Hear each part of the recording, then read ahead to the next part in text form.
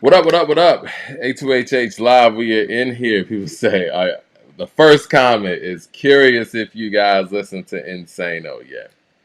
Yes, we have. Coop, how are you today? We were actually we were actually like literally just talking about the Cuddy album before we just went live.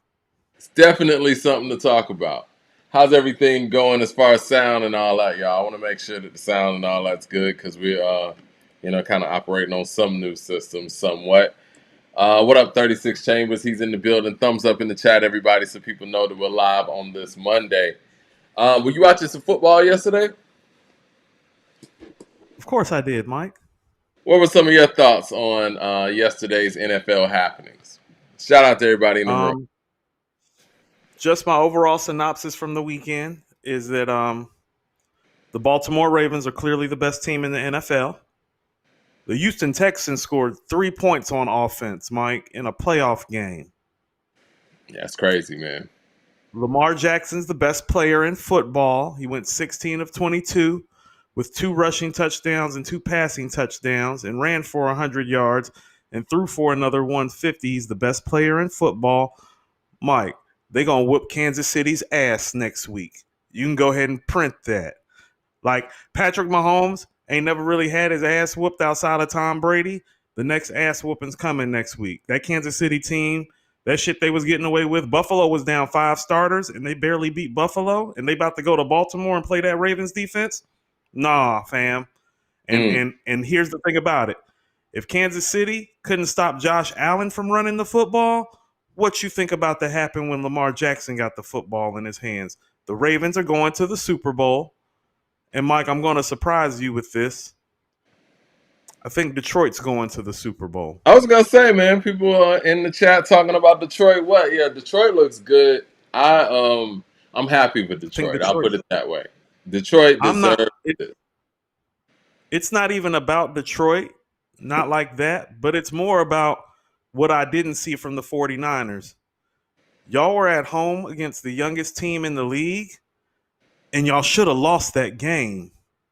Green Bay outplayed them every step of the way, outside of a missed field goal and a bad throw from a quarterback who didn't know better. Yeah, Other than that, they got outplayed, Mike. I was very surprised And in that game. I mean, I know that San Francisco pulled it out, but in the regular season, San Francisco was a much better team than that. And yeah, Green Bay played very, very well. and Green And Bay Green didn't Bay play as has well as they nothing to be. played the previous week. Look, and they didn't play as well as they played in the previous week against Dallas and still almost beat them. And Mm-hmm. so I'm gonna take Detroit on a flyer because I'm thinking like, well, if Green Bay went in there and did that, Green Bay and Detroit play in the same division, right? Right. Detroit won that division, Mike, not Green Bay. You almost lost to a 7 seed at home and you're the 1 seed. Yeah. They better step the fuck up, but it really don't matter. Ain't nobody beating Baltimore, Mike. So you think you got Baltimore and Detroit in the Super Bowl? I do. Okay. I call it a black on black crime Super Bowl. Not a black on black crime Super Bowl. Shout out to Detroit, man. I know it's been a long time for Detroit, and Eminem's been representing hard when it comes to these playoff games. So I'm happy for Detroit. They definitely deserve this. But Barry like Sanders I said been at on the the beginning, sidelines, Mike. yeah, he Barry has. Sanders been on the sidelines. You know how big a deal that is? Barry Sanders don't do pub, don't do TV, don't do like people. Didn't seem like he even rocked with that organization like that. You know what I mean? Oh, he couldn't stand that organization. They were awful to him in terms of the team they didn't put around him. But he's still the best running back I ever seen with my own 2 eyes. By far. Well, yeah. I mean, Megatron even retired early, man, because of Detroit. Yeah, they making niggas retire early. But and Jared Goff deserves some credit. Like the LA Rams treated Jared Goff like a castaway. Like, you know what I mean? Hmm. And for him to beat the Rams and then beat a Bucks team that still has very much there's a lot of players from their Super Bowl roster of a couple years ago, a few years ago now. Like, yeah, those are impressive wins in my opinion, although they're at home. And I just kind of feel that they got something going, And Yeah. yeah. But you And know what, Debo's man? shoulder don't look right. Lamar Jackson, man, I've been rooting for Lamar Jackson since he got in the league. I remember him in Louisville. I remember when the Falcons had the opportunity to draft him. I was hoping that we would pull the trigger on it, and we didn't. And everything that he's been dealing with the contracts and the bogus nonsense in the off season, like I'm really rooting for him to pull this out You and mean the deal. you mean all these white owners colluding like they didn't want Lamar Jackson? How do these motherfuckers look now? I mean, It's the literally proof's in the pudding. it's literally the most it's literally the most absurd thing I've seen a quarterback of his caliber go through. But he's about but he's about to do what Josh Allen can't do, and that's beat Patrick Mahomes in the playoffs, win a couple MVP awards, and I think he's about to add a Super Bowl ring and Super Bowl MVP to his resume too. And Max with the super. I told people weeks ago, that it's closer between Lamar and Mahomes than people think, and that if Lamar seals up this MVP, which I'm pretty certain he sewed up, and if they go to a Super Bowl, which he's gonna have to beat Mahomes to do, what you think people gonna say now if he got a Super Bowl ring, a Super Bowl MVP, 2 MVP awards, and beat Mahomes on the way? Is Mahomes that much better? Because I say no. Because But they're still going to go with still the had Tyreek Hill. multiple. They're going to go with the multiple Super Bowls, but I mean, I think this is a step in the right direction. Closer than people think is all I'm saying. And I ain't never seen Lamar Jackson with no damn Tyreek Hill or Travis Kelce. No disrespect to OBJ or Andrews or Zay Flowers. They not Kelce and they not Tyreek. Max with the super chat says, "What are y'all expectations from Usher's halftime show?" Usher's a Well, great performer. Usher is a great performer, and he's in constant practice because I mean we know that his Vegas show is something that had people turning heads all last year. It was like the show to go to, but I think this is a different arena. You're going to be looking for more up pace material. You're definitely going to get a record that I hate. What? Yeah. I hate that song, but it's his biggest song. And my thing That is song for is the great. super. Hold on, Mike. I Mike, hate that you don't record. like Yeah? I never liked Yeah. I never liked You're it. bugging. I'm supposed to like You're that bugging. record? In the That club record, with my Mike, that record's homies. great. In the club with my homies. Trying to get no. You talk about watered Yeah. down music. It's dope. No, It worked. Yeah, You it's know dope. what I mean? Listen, as an executive, I love the song. It makes money. But as a music listener, not so much. But that song's gonna probably open.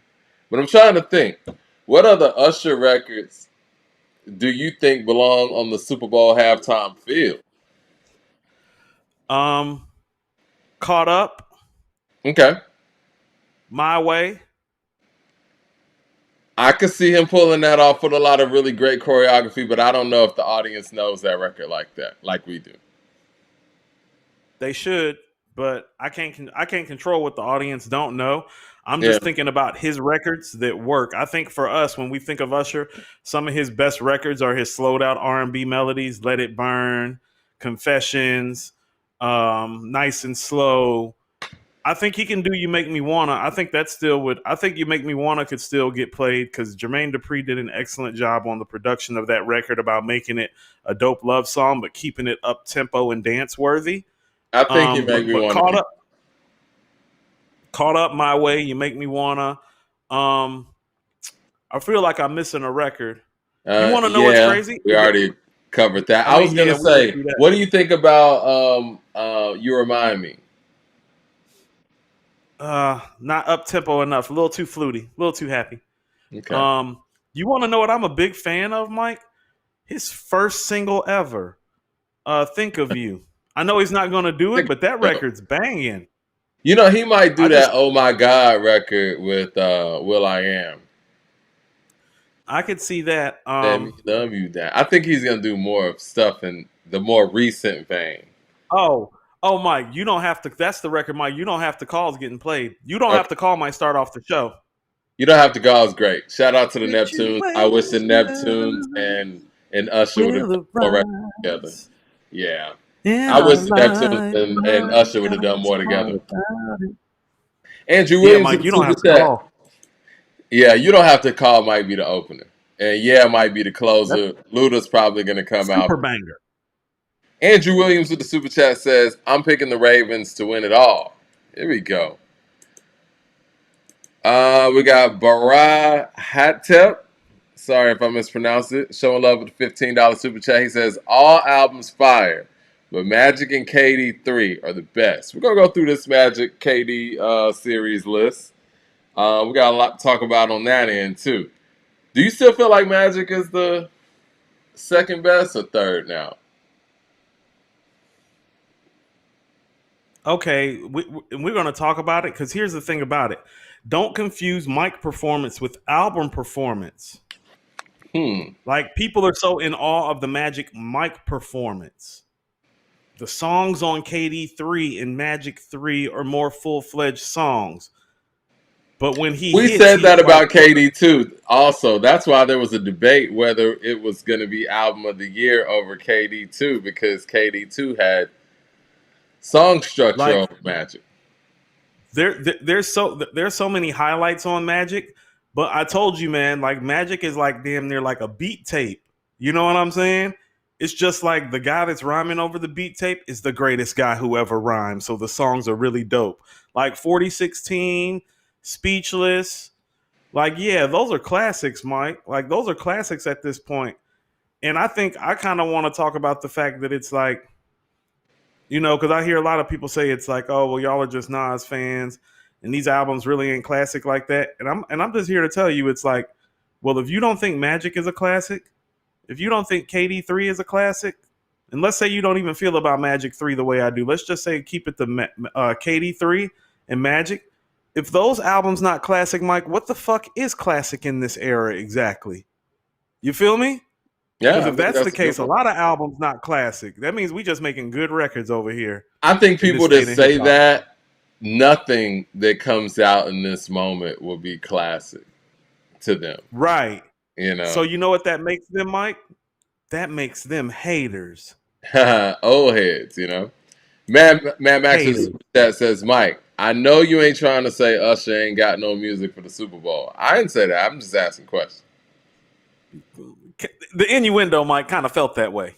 I'm just asking questions. I don't know if a Super Bowl audience knows my way like that. I don't know if a Super Bowl audience knows I mean, what was the other record we were talking about? You Make Me Wanna like that. I don't know. hey, Mike, They probably you do. do know the album. You do know the album My Way went like 6, 7 times platinum, right, Mike? Yeah, like 30 years ago. I mean, I feel what you're Oh, saying. It was big. whoa, It was big. It was big in whoa, '97. Was whoa. it? My I way was. mean, not at this level, Mike, but I mean, when Michael Jackson and Prince did the Super Bowl, Mike, it's not like they was playing they new shit. I know, but those records are way bigger than the Usher records. What? I'm sorry. The Usher records are way bigger than like all the stuff from last year's Super Bowl performance. Last year's Super Bowl performance, Rihanna, right? But I think that was Yeah, more recent. You know what I'm saying? Like, and the year before, Mike. I'm sorry. Like, I love me some In the Club and Still Dre. That ain't You Don't Have to Call or You Make Me really? Wanna. I think those Not records are bigger. you're thinking with your hip hop ear. I'm talking about in the totality of these musical circumstances. Usher's huge. You know what I mean? Like even Eminem when he came out on his debut single had the line where he was like screaming like some Usher fans or whatever. So you know Usher was huge in that era. Reggie with the super chat says, "Well, Usher's A2HH huge. Sports, huh? Your Usher is huge, Mike. Oh, he Like he just is. did a Vegas residency. That's reserved for people like Celine Dion, Beyonce. He's of Usher's that. huge. I'm not saying He's he's he's not. in that stratosphere, Mike. Yeah, he's huge. I'm interested to see what songs are gonna get played. His Tiny Desk concert, Mike, created a whole meme. He's the only person to get on Tiny Desk and create a meme from it. It's Reggie Usher. with the super chat says, "Will A2HH Sports be doing a live stream for the Super Bowl?" Good question. I mean, we have to do a play-by-play. We got to enjoy the Super Bowl ourselves. You know what I'm saying? Y'all ain't gonna be tuning in with us. Y'all gonna be watching the Super Bowl. I ain't trying to talk to y'all during the Super Bowl. I'm trying to watch Lamar whoop these niggas' ass. They tried to count him out, count him down. Put that man down. Talking about some ain't nobody interested in Lamar Jackson. Wild. I'm going to get my notes, Mike. Give me 30 seconds. All right, Bakari with the super chat says Magic and KD3 definitely modern day classics. 100, definitely. And I think that it's hard for people who have been a part of a certain era of hip hop to even get that feeling anymore when it comes to the feeling that you heard when you heard a classic album for the first time. Again, when I heard Magic for the first time, I got that feeling when we were playing KD3 on Station Head with you guys, all listening to these songs at the same time for the first time. It gave that classic feeling. I feel that way when I hear Daytona. I feel that way when I hear Pray for Paris. Andrew Williams at the Super Chat says, for me, KD3, KD2, Magic, KD1 are all classics to me. This is the thing about KD1. I think for KD1 to be the one that started it all and to be that album that's going to age very well, and we know this is the one that got the ball running, didn't have any level of expectations, I do think KD1's going to go down as a classic as well. I think that this whole piece could go down as such. I think this is an era more so than albums, because when you look at how quickly Magic 2 and Magic 3 came out around each other, like this is kind of just a, can we look at this as a collection of albums? Could one just say, you know what, this is just a classic collection? Well, here's what the real conversation becomes. Is this the best 6-album run in rap history? I don't know how fair that is, because it's like it's coming in such a condensed time period, and It it's doesn't like, matter, Mike. no, I'm saying that in fairness to what they've done. Like, really, it's hard to even compare any other 6 albums run to this because it wasn't done in 3 years. You know what I'm saying? Like, even if you did compare it, it's like, okay, well, how long did it take them to make this 6 albums? Well, that's what I'm saying, Mike. Look at the quality in the condensed. Look at the quality of the 6 albums. Look at the time span in which there was done. That's part of what makes it It's probably nothing the like best 6-album run in rap history. It's nothing like it. Like, think about this. Not to be funny, but it's like Rakim only made 7, 8 albums, Mike. Nas just did 6 in 3 years. It's crazy. I mean, look at somebody KRS-One like a Redman or Meth, whatever. Like, these guys are great. These are 6 albums, man. You know what I'm saying? Like, it's... Meth don't even have 6 solo albums, Mike. I know. It's crazy when you think about it in those terms. It's the best 6-album run in hip hop history is really what it is. Is it the best album run, period, in hip hop history? Yes. When you factor in all those things.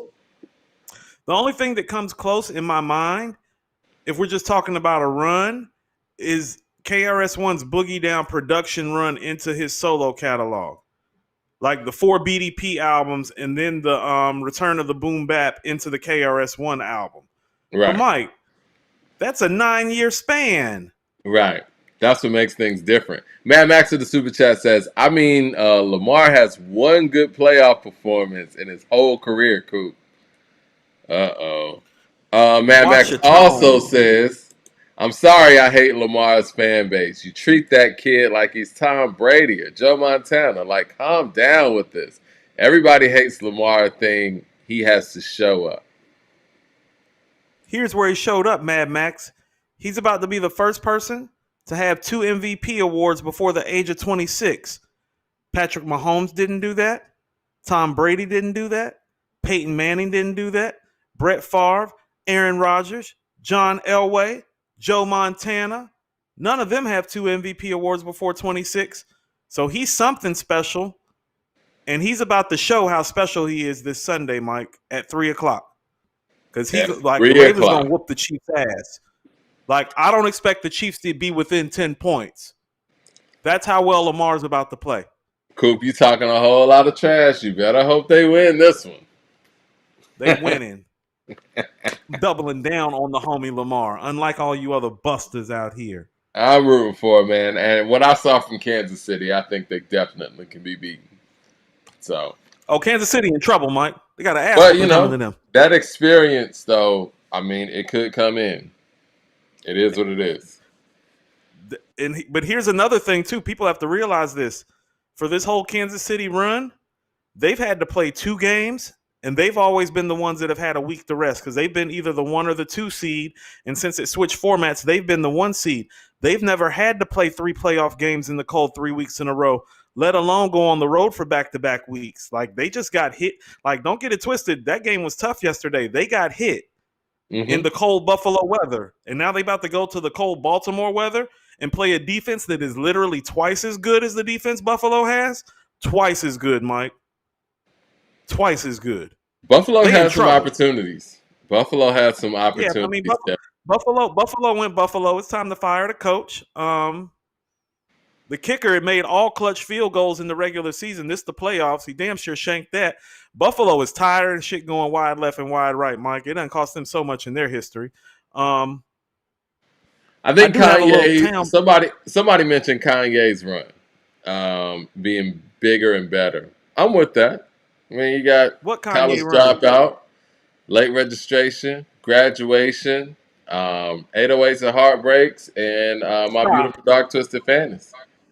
Stop right there. That's 5 albums, not 6. And 808s and Yeezus don't. Yeah, and then Yeezus. 808s and Yeezus. 808s and Yeezus. No, that's where you're wrong. Okay, if we went album for album, though, how does that score out? We can go album for album, Mike. It ain't gonna score good for Kanye on the back end. So college dropout's better than KD1. Late registration's better than KD2. Correct. Graduation's better than Magic. No, it's not. Okay. What came after that? KD3. You got 808s and Heartbreaks. I think KD3 is better than 808s and Heartbreaks. Then you got Magic 2. My Beautiful Dark Twisted Fantasy is better than that. And then Magic 3. You got... It's better than Yeezus. Okay, so the ones that Nas won were Magic and Magic 3 and KD3. So it's KD3. That's a tie. But here's the difference. 3 years. That's what I mean. Is like, oh no. But do you want to go song for? Would anybody want to go song for song with that though? Like if we went 20 songs versus 20 songs from that collection. If we went 20 songs for 20 songs, I would give Kanye the edge. But that's why I said what's the most impressive thing about the run is the totality of the album run.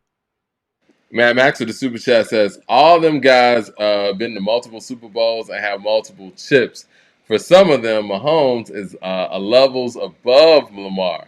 Like, they're not debatable. Let's see what else. We'll see on Sunday. Because they're playing head-to-head on Sunday. And guess what? For the first time, Patrick Mahomes doesn't have the better team, doesn't have the better weapons, and has to go on the road. Let's see how he fares when he's in the position that Lamar has been in his whole career. Bakari with the Super Chat says, and I also think the KD1 and Magic 2 will age very well. Well, listen. Because here's the thing about it, and here's what people understate about this run. Like, when you're talking about Kanye's run, Mike, how many of them records you going to play going to have features on them? A lot. Well, a lot. Yeah. About half of them, Mike. Huh. So what I'm saying is, so degree of difficulty matters here too. You feel what I'm saying? So I'm looking at the 3-year run that it took to make those 6 quality albums that's comparable to Ye, but I'm also looking at the help, Mike, because he didn't have that much help. Well, Nas didn't produce any of the songs either. Nas didn't produce any of the songs either. Nobody told Ye to step behind the mic and rap. That was Ye's choice. He's We don't. doing I'm not. both. I mean, I'm just saying it's hard to say he had help, in which he did, but he also is the Mike, producer he had and help making those records from the perspective that there are a lot of people rapping on those tracks.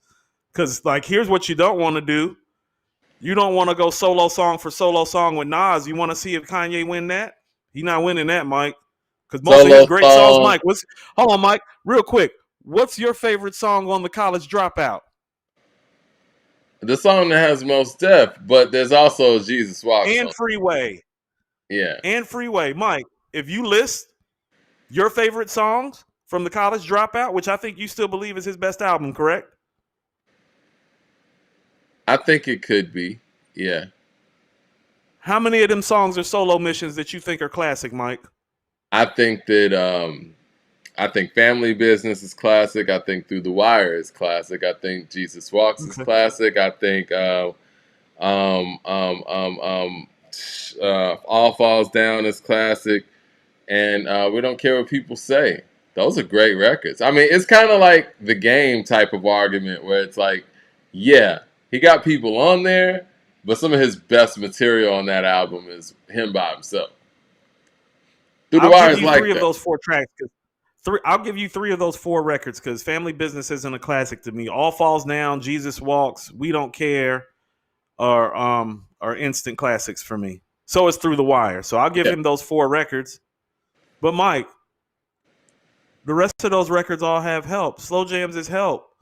The J record, the Talib Common record, Two Words, the Luda record, Go to Late Registration, Tall Oh, Wall Luda's record. on the hook. He ain't really giving no help for real like that, but I got The, Mike, hooks matter. Ask Jay-Z and Ja Rule on Can I Get a it's not one Right. of the Help stronger matter. hooks though. It's not a "Can I Get a" type of hook. Like breathe in, breathe out. Sounds like Kanye probably wrote that hook. Really? Mike, help on the mic. And what I'm saying is that on some of my favorite Kanye songs are solo missions, but Mike, they few and far in between. I told you What my do you two think favorite about Kanye songs are Graduation? Rose. Because ain't nobody on Graduation rapping except for Wayne. I'm not big on Graduation like the rest of y'all are. That's why I'm saying like Flashing Lights is my shit. I think that might be my favorite Kanye song. But I'm not big on Graduation like the rest of y'all. For Like many it's a people, it's great a album, but it's classic, like right? And that's a solo I think mission. it's great. See, that's the difference between me and other people. The way people be talking, like I think Graduation is great. I've never said Graduation was a classic. I think the first two in My Beautiful Dark Twisted Fantasy are his classics, and I think Graduation is borderline. I don't think it's great like that. I like Good Morning. I like Can't Tell Me Nothing, Flashing Lights, The Glory. The rest of that stuff just good to me. Everything I'm not, maybe everything I am. I don't like that beat. Really? I don't. Okay. Do you want to get to this? Hold on. I Wonder's pretty hard too, Mike. The beat that I Wonder is crazy. It is. And he I was like, wonder.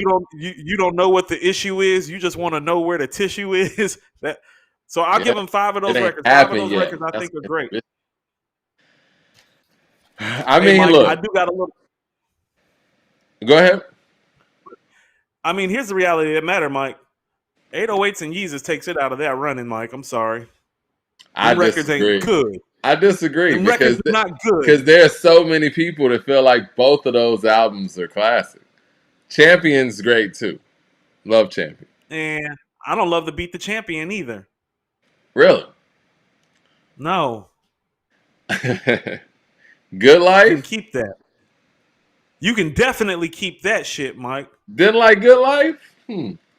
Keep that.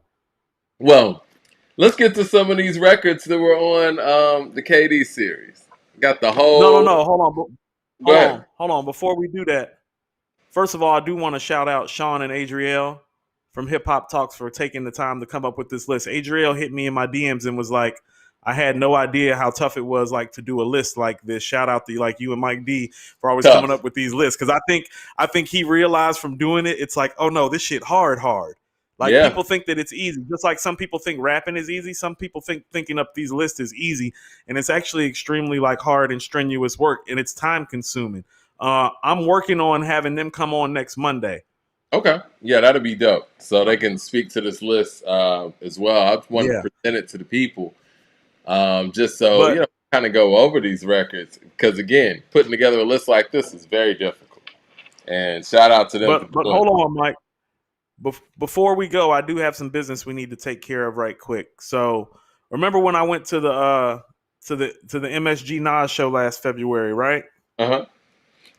So you remember I told you I met one of our listeners, Will, and Will had some health issues going on, and he really touched me um, about what he thinks of us and how according to hip hop helps get him through. Mm. Um, Will sent me a little care package. I want to show the stuff from the care package, but I want to read Will's letter Okay, go because ahead for sure. me and Will talk. I got Will's phone number. He got mine. And Will is the reason that I do this shit, quite frankly, and people like him. So this is dated January 10th. It says, "Dear Mike D and Coop, I'm so glad I came across your platform and channel. Seeing A2H's growth has been like following a boxer and watching him rise up the ranks. It's just so refreshing to hear coverage about the music and culture you love without a biased, jaded, or paid opinion. I truly never miss an episode and know that no matter what else is going on in my life, I can escape for an hour or two and listen to you guys. One of the best parts of an A2H show is seeing Coop's reaction to a super chat by Mad Max. It never fails to make me laugh. Coop's comedic response is almost as if it was part of a scripted sitcom. My apologies, Mike. I had the movie City of Gods ready to send you since I recall you saying in a previous episode that you never saw it. But then I realized that the subtitles were not working and I'm not sure how strong your Portuguese is. Laugh out loud. I hope what I said is substantial. I know how much of an MJ fan you are, Mike, and Coop is a Prince guy. You guys should make it to Brooklyn at the end of August for the MJ Prince block party thrown by Spike Lee. The Dr. Dre versus Kanye debate was some of the best content you guys put out. I think their approach to production is more similar than what people think. Granted, there is numerous videos of Kanye making beats in front of his MPC alone, but post the dropout, he has had maybe even more help than Dre from more high-profile producers. Think of where Kanye got his start from in the game, and that is working for D-Dot. I've collected a good bulk of the leaks that came out the past few months, and they all have either Digital Nas version or Mike Dean's name attached to the files. Digital Nas is a young producer who is in Kanye's stable. He has contributed to his sound from Donda till now. I guess you could say that's his mailman or Mike Elizondo. It was such an astute comment by Coop to bring up Kanye's drums being a bit weaker to his hip-hop heavyweight producer counterparts. On the Rory and Mal show, they interviewed Alchemist, and he told the story about when he first met Kanye, how Kanye played his beats for Alchemist, and at the end asked him, what do you think about the drums? I guess in Kanye's mind, that's his Achilles heel. A topic that I've seen come up on this show is the debate and placement of Ludacris versus his Southern peers. I cannot speak for every New Yorker, but I think the appeal for us is that Ludacris was ushered in through Def Jam Violator and checks a lot of the boxes of a traditional East Coast rapper. Yep. His words are clear, has clever punchlines, songs for dudes, songs for ladies, does things with his voice similar to a Slick Rick. T.I. has a bit more of an accent, as do others. I think that's an astute observation by Will. I agree. In closing, I wish you guys and everyone behind the scenes that make A2HH happen the very best. I have a massive digital archive of videos and music, so if I can be of any service or assistance, please do not hesitate to reach out. I'm in the process of getting a magazine scanner so I can scan my Source and XXL magazines I have from 1997 to 2008, as well as Scratch Magazine. It was a DJ producer magazine that had some great articles that I would love to share with you guys to get out there to the community. From Will. That's what's up, Will, man. I appreciate that. That makes No, you Mike. feel warm inside, man. That's love right No, there. Mike. Look what Will sent me, Mike. He sent me a copy of Dougie Fresh and MC Ricky D. It says Ricky D on it, not Slick Rick. The Show and Lottie Dottie on vinyl. Wow. I'm not done, Mike. Okay, what else we got, Will? He went to the Book of Hove exhibit, Mike. He's got Nice. a copy for you and for me. Nice. He sent 2 copies. This Nice. one's mine. I've already opened it. But this is your copy of the Book of Hove I'm holding for you, Mike. Book of Hove. There it is. Appreciate that, Mike, Will. when I mean he watches this show, Mike, he gave me a copy of Sade's cassette. Promise. Because he knows how big of a Sade fan I am. We got more. He sent Yeah, he sent Hitman a story about the record business, power brokers, and fast money inside the music business. When I mean this guy follows us, Michelangelo in the Pope's ceiling, because I'm always making references to the Sistine Chapel in reference to hip hop. Will Nice. is our Will is our number one follower, Mike. He follows all our stuff. And lastly, Mike, he sent both you and me our own personal jump drives of material that I haven't opened yet. So there's a Ah. jump drive for you full of material and a jump drive Mm. for me. I'm pretty certain there's some Prince and some Michael Jackson stuff in here, some unreleased stuff. Will had unreleased tracks from Daytona that he sent me that I haven't got a chance to talk about yet. Oh. So, so I got to get you your copy of the Book of Hove and your jump drive. But shout out to Will for being our most loyal and faithful follower. Shout out to Will, man. Man, I don't even know what to say, man. We love you Neither guys, did I, Mike. huh? Neither did I, man. I mean, that's It's why we do it. why we do this, man. We enjoy doing this. We love doing this, but the fact that y'all love and enjoy it at the same rate as us, unspeakable, man. Unspeakable. Dari Star with the $20 super chat. Showing love says, cool. In what way is magic better than magic? Hmm. Aside from lyricism, graduation is more complete and better in every way, and has multiple classic songs. If we only go off of those who the better lyricist, then Nas wins every album. Actually, let me see. No, it's. He said, yeah, better than graduation. Yeah, so he wants to know how Magic is better than graduation outside I of think the microphone. beats are better too. I think the beats are better too. I told you that them beats on graduation ain't like that. What part of that are you not understanding? The beats are Ooh, better. I'm The gonna rhymes push are back with better. you on that. I think the Hey, look graduation. here, Mike. No, we just said Outside of no. Can't This is Tell what Me we just Nothing. said, Coop. This is what we just said. Magic's not a complete effort when you talked about it in reference to Magic and Magic 3 and even KD 3. So can we say that it's a complete effort in relation to something like graduation? I don't look at graduation the way the rest of y'all do. That's just Kanye doing some stadium flow. That's a collection of songs just like Magic. It doesn't have any of the theme or the processes that the first two albums done. It's a major drop off in theme. Like it stayed theme wise with the name, but them songs ain't got shit to do with what the motif that he was on for the first two albums. It's a collection of songs, Mike. The Hmm. cohesion is not there on graduation like it is on the first two albums. I'm sorry. Hey, we got to go back and revisit graduation. Did you want to start with this Magic countdown or talk some Kid Cudi? Said what I said. Either way, Mike, I'm Let's start flexible. with the Magic stuff since we're on Magic, and then we'll get to Cudi's album.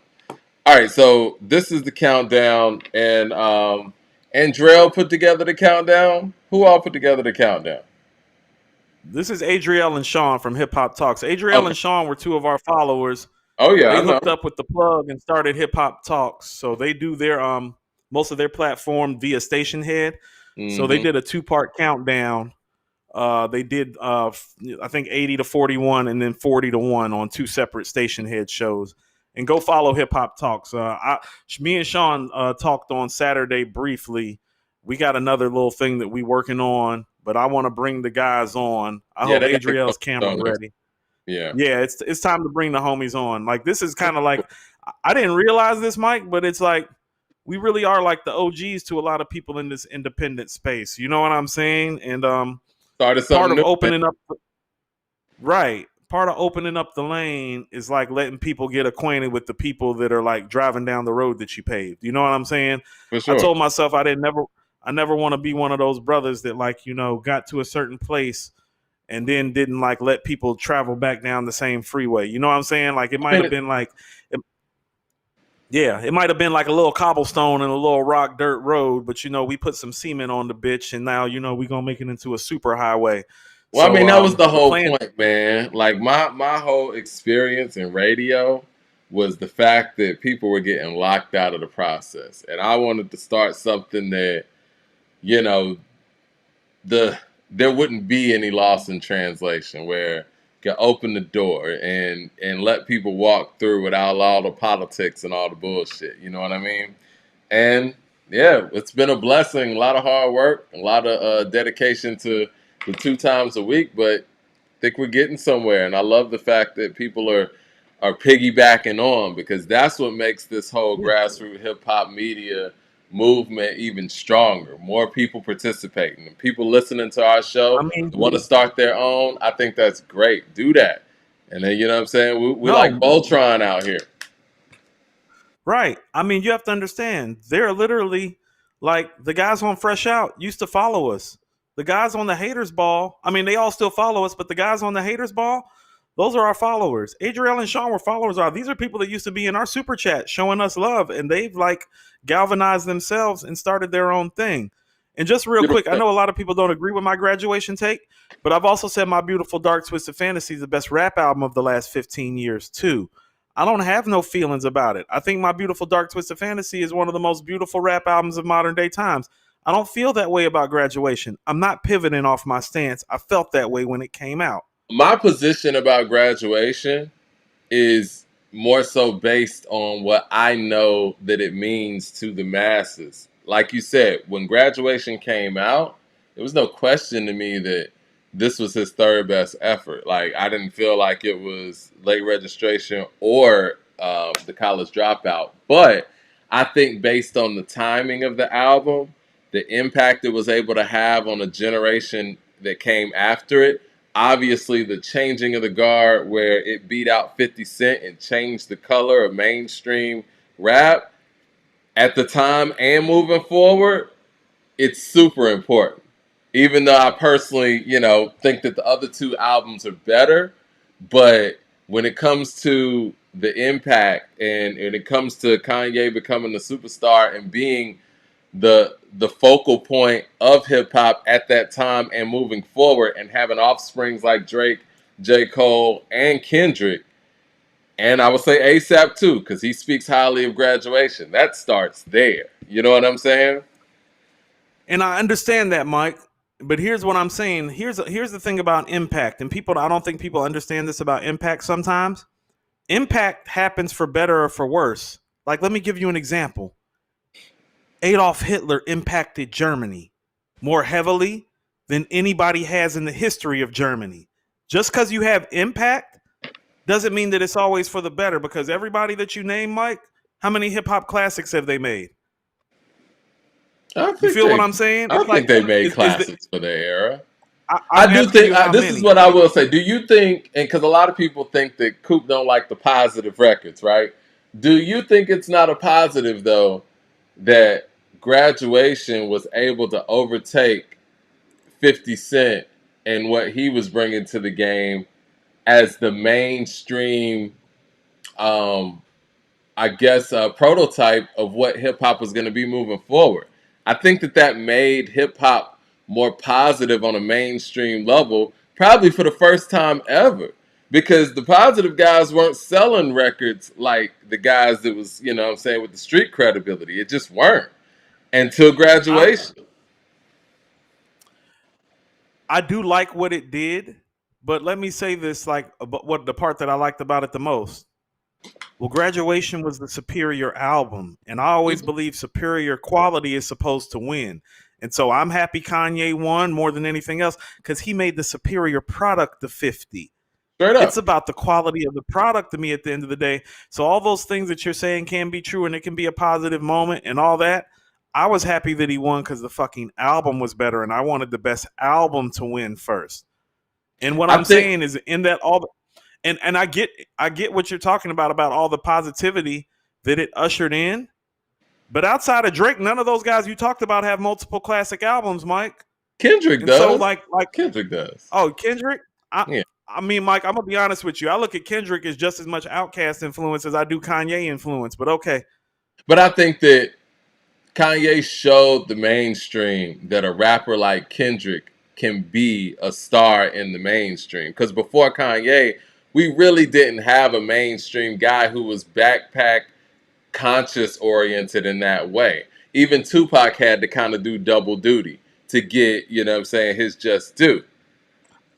that's fair. But Kendrick has Compton on his side and Interscope on his side, so that's not where I would go for the Kanye reference. Well, I think Like that Kendrick was gonna be Interscope Kendrick. bought into Kendrick because of what Kanye showed them. Because before Kendrick, Interscope didn't buy into the positive guys. You either had to get shot, you either had to do some jail time for their rollout. It is what it is. Have a murder case.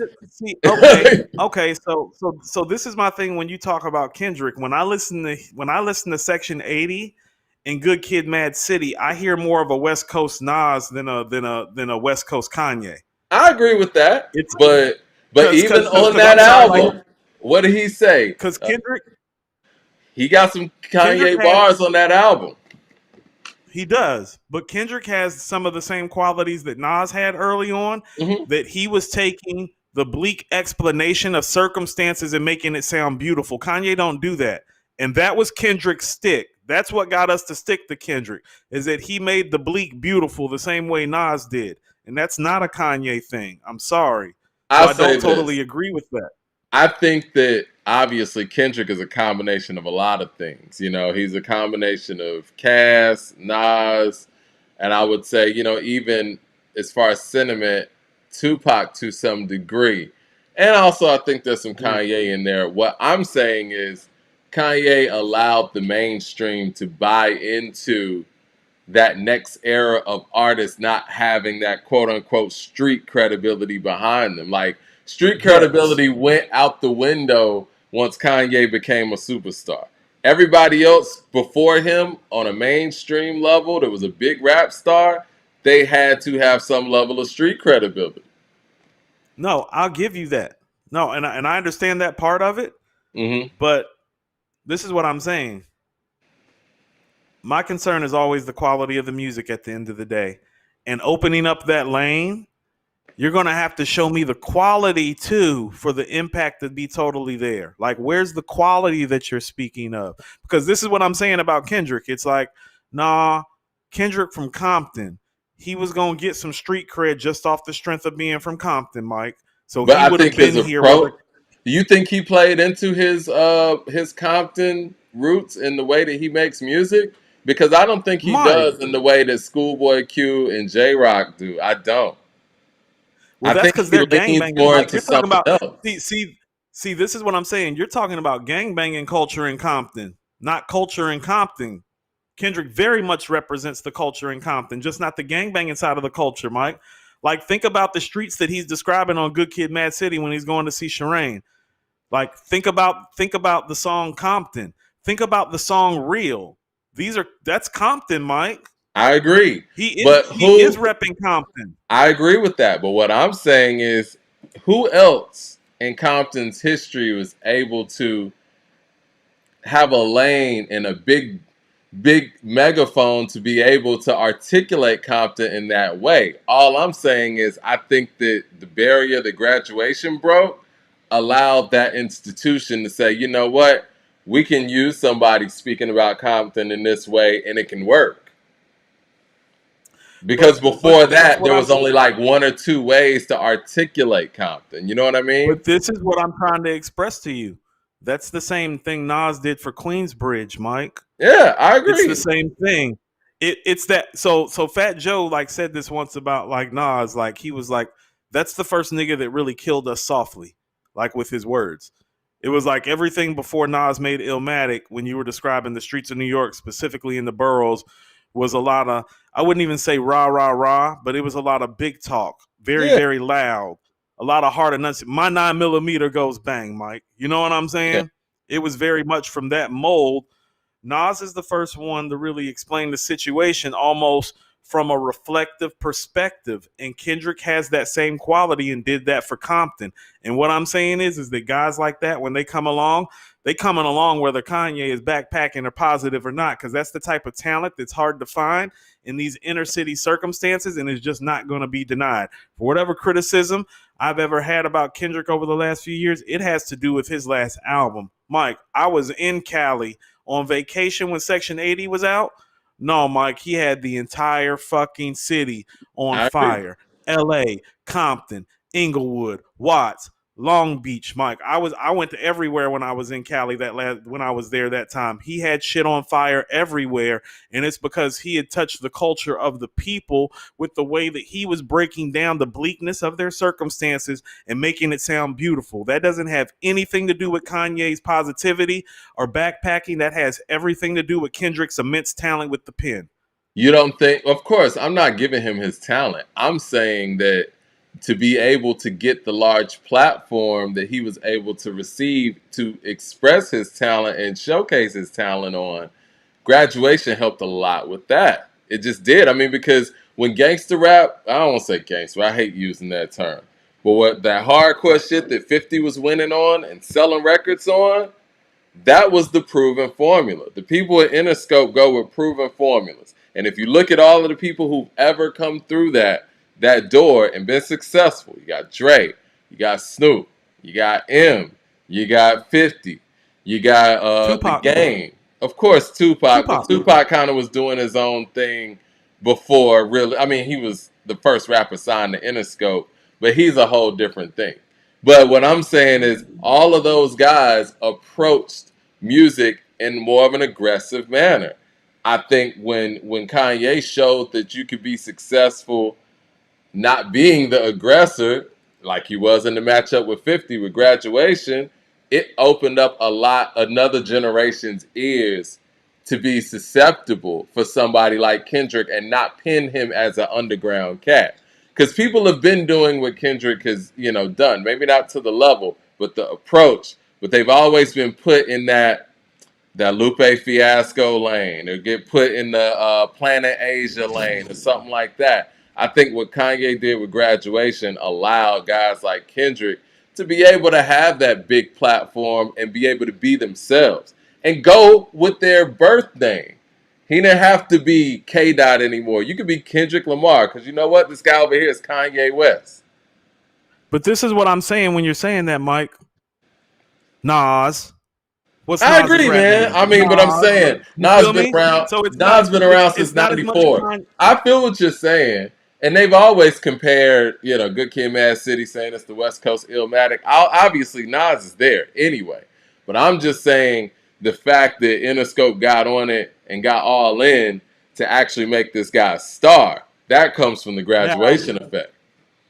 now that's where we do agree. If you're talking about the push, Mike, Yeah, yeah, graduation has a lot to do with the major label attention and push that these artists get that are quote unquote not street dudes to because say. the But I also think that that's unfair, Mike, because then it gets into the dynamic of what is a street dude? Like like a lot of people don't know this. Nelly was heavy in the streets once upon a time, but he never got treated in this industry like a street dude because of the style of music that he made, it's just and your so it approach can to get the music, convoluted. right? Right? It's your approach Like to they the be, music. yeah, like a lot of dudes be talking tough on record, and they ain't tough, Mike, and a lot of people never. Um, a lot of people have done a lot of things out here, and you would never know it from the type of records that they've made. Nelly would be one of those people. You know what I'm Loon's saying? one of those guys too. You know what I'm saying? It's just about what you choose to put out there. Let me get to the super chats real Yeah. quick. Mad Max says, "Coop, don't disrespect Nas again. K. Dot don't have no Nas in him. Dot sounds like Who's Ab that? Soul taught him how to rap, and then Dot just added some Nicki ad libs and Andre isms, and M, uh, an off-brand Lupe. Hmm, not an See, Mad off-brand. Max made Will's letter, and he right back to talking this stupid shit again. Jay Short Make with the one super letter, chat. you think you big time. Jay Short with the super chat says, "Happy Monday, fellas. Who do you think is the biggest cultural icon in hip hop? Snoop, Tupac, or Kanye? It's got to be Pop. It's Pac. It's got to be.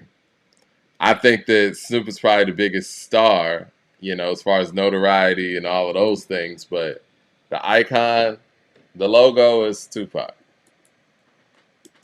And this is what I mean when I mean about the impact too, Mike. Like not being funny. Look what the impact of Kanye being Kanye did to Kanye, Mike. And I don't mean that shit in a good way. Mm. I think Kanye has some Michael Jackson in him when it comes to that. And not in a good way. Not in a good way. hold on. Cormega, somebody just texted me this. Cormega, who texted me? Oh, LT just texted me this. Cormega posted a picture of Benny. He said, "This man is about to drop a good album. I had the pleasure of hearing it in the studio and left impressed. Hip hop is in good hands." Good to hear.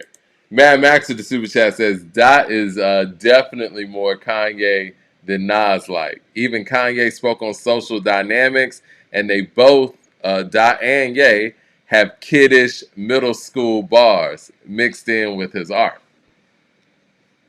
Interesting. Michael Williams with the super chat says, Pain and Esco 97 are the best soundtrack songs. We're going to get into the soundtrack songs. Mad We're Max gonna with the talk some super chat soundtrack songs. says, Nas would never make a song with a hook like "You Boo Boo, You TT, You Turned Out, You Thirsty." Um, that's just a sign of the times, right there, Mad Max. I believe. Okay, where were we at before we went to the Mad Max thing? But yeah, I think We the were kid. gonna talk about. Go ahead. Go ahead. No, you're fine. No, I was just gonna say, man. I think that Graduation is extremely important, even though I think it's probably Kanye's fourth best album. But I know to some people and to a certain generation, that album is their Kanye identity. I think there's a few artists that have that kind of catalog. I think Nerd's one of those bands that has a catalog like that, where it's like whatever Nerd album you were in your freshman or sophomore year in college with is your favorite one. I mean, I Fly think or Die is Napoleon me. is super. I think Napoleon is super important to France's history, Mike, because the impact's there. But I mean, what really came from it that was actually good? That's what So I'm you really don't questioning. feel like there's positives. I mean, from your analogy, you sound like Graduation being as iconic as it is isn't a positive thing. It's Somebody's not saying, because when you revere something musically that's not truly classic, then you open up the lane to water down the standards. And Mike, what has the quality of music been like since then? That's why I keep on trying to say it's like it's not the down yay. I'm talking about the quality of music first. And part of what comes with the impact of Graduation is the fact that an album like that gets praised has so iconic, it opened up the doors for a lot of people, but it also opens up the doors for the quality of music to go down, which is exactly what happened. so you That's why think I'm with bringing that up being the Napoleon. standard and the bar, that lowered the bar is basically what you're saying. It did lower the bar because if you were going to revere a Kanye project from the first three and let it change the game, it should have been one of the first two, not the third one, because then you open up the lane for lackluster material to come after. Because here's the thing about it, everybody's not Kanye, Mike. So do you think that has a effect on why My Beautiful Dark Twisted Fantasy is held so high? Mike, Because I My hold it Beautiful so Dark high. Twisted Fantasy is clearly better than Graduation. Mike, it blows Graduation out the water, Mike. And for me, for somebody that doesn't think 808s is that good and thinks Graduation is overrated, My Beautiful Dark Twisted Fantasy is actually a comeback album to me, Mike, and a triumphant one. It's And interesting. arguably his best piece of work. I always And viewed it as such arguably his because best you piece know of work. what?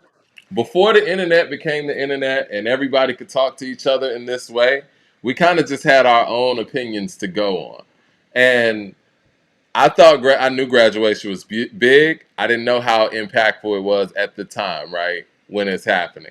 I just knew Kanye was big and he was getting bigger, pause. And I knew that, you know what I'm saying, he is on his run. But I always felt like, this album's not better than Late Registration or College Dropout. But it's not a drop off because this album's big. Now, granted, I didn't see all the impact coming. And then here comes 808s and Heartbreaks. And for me, I really felt like, okay, My Beautiful Dark Twisted Fantasy is a comeback album from that. Not really understanding how big 808s and Heartbreaks would be either. So I feel you. I do kind of view My Beautiful, or at least I did at the time, view My Beautiful Dark Twisted Fantasy, as a comeback album. But in all actuality, it actually wasn't. Like, listen, this is what I'm saying. Okay, so let's just keep it funky, Mike. You want to know why Graduation's not a classic and neither is 808s? We don't gotta go to a different time period, Mike. Those albums aren't better than Get Rich or Die Trying or even comparable. Supreme Clientele, B, the documentary, Mike. Like, no, they're not. Hmm. No, they're not. And so that's what I'm talking about when I'm talking about the quality and people calling it classic. It's like it's not even competing with the classics from its era. You don't even want to get into a 90s conversation about the product. And so people labeling that stuff classic when it's not, Mike, like, Mike, keep it real. Is Graduation better than B? It's not better than B. No. Is it better than Get Rich or Die Trying? No. Supreme Clientele, Mike. No. Then what the fuck are we talking about? It's a classic I for think then. it could be better than the documentary, even though I I don't don't think think it so. is, but that could be a conversation. The documentary got more classic songs on it than Graduation does, Mike. That's and that's if you feel like Kanye's a better rapper than the game. The song still ain't better. Now, How let We me get. Do, Hate It or Love It, Put You on the Game, Don't Hmm. Worry, Like Father Like Son, Running, We got to put this in No the Church chat. for Thugs, Let's put this in the chat. We got to West put Side this. Story. No, we're going to poll this one. No, Let's see. no. What's the Mike, better? Dreams by Kanye, Mike. I knew that was Dreams is better than Mike, Dreams is better than everything on Graduation except for Flashing Lights, Mike. I think it's better than that. All I'm right. partial to Flashing Lights. It's kind of Graduate. personal. All right. LP with the super chat. We got the poll in the chat too. LP says, no song personifies someone like All Falls Down. Now, that's real. If you want to know who this guy is, was, and is about to be, listen to All Falls Down.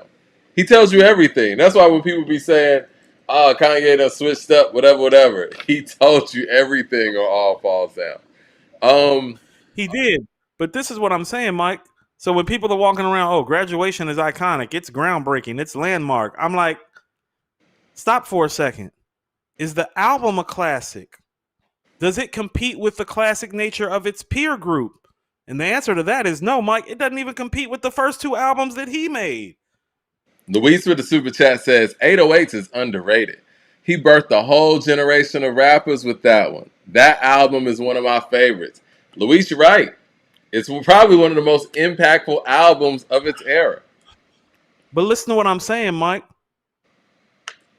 When the people that you birth don't uphold the standards of quality, the impact can go both ways. When people keep talking about the impact of it, impact works two ways. When we talk about impact, people always look at it like it's a positive thing. You That's get my what I'm little saying? Kim argument. That's why I keep on bringing up, I don't know, Napoleon, Hitler. You want me to talk about Joseph Stalin? You feel what I'm talking about? It's like, oh no, they impacted entire nations. They impacted the world. Was it for the better? Andrew Williams with the super chat says labeling those Ye albums classic is pure fandom. Jay Short with the $20 super chat showing love. He says Kanye has impacted Jay, just not on the production side, but his approach. Jay ain't been right since Graduation and been trying to do the artsy music, cover art vibe, Book of Hove, or the D'Angelo Johnny don't happen without Ye. I think that's an interesting point. Jay really hasn't been the same since Graduation. And I Well, do that's want what I'm to like. I want to note this. Jay-Z was president at Def Jam when Graduation came out. I remember Graduation had a release date. He changed the date to line it up with 50 Cent's date.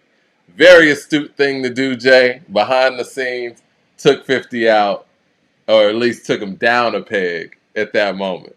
Game-changing moment for President Jigga Man. Well, the only reason that he did that was because he couldn't take 50 down a peg because his music quality wasn't there anymore. Well, I don't know if he could outsell Hold 50 on, at hold any on, point Mike. in his Do career. you think I don't. Mike? Do you think Graduation's better than the Black Album? Because I don't. I don't. No, I don't. Do you think it's better than the Blueprint or Stillmatic? Because I don't. Yeah, I don't. No, it's not. So what's so classic about it, Mike? It's a moment. You feel what It's a, I'm saying? Like we need to start having these conversations out loud so that people understand that that album's not a classic. If it's a classic, why are we keep saying no when we're bringing up all the other classics that came out within 5 to 6 years before it and after it? well, according to the people, it's beating the documentary right now. 65 votes in. It's 52% to 48%. It's beating the documentary. Andrew I mean, to Williams. be honest with you, Go the ahead. documentary might be the weakest album of all the classic albums that I mentioned, though, Mike. Because I bet you if you put Stillmatic or The Blueprint or B or Get Rich or Die Trying up, I bet you it don't win none of those. That's what I'm saying. It's not a No, classic. but I do think for the moment that graduation had, it's the fairest thing to do to put it up against albums that came out around it in that era, because anything that came out like 5, 6 years before it's not going to be able to compete with. Do you think the graduation's better than the Carter Three? Because I think the Carter Three and graduation are very similar in that sense, where that artist has made better stuff, but that's a big moment.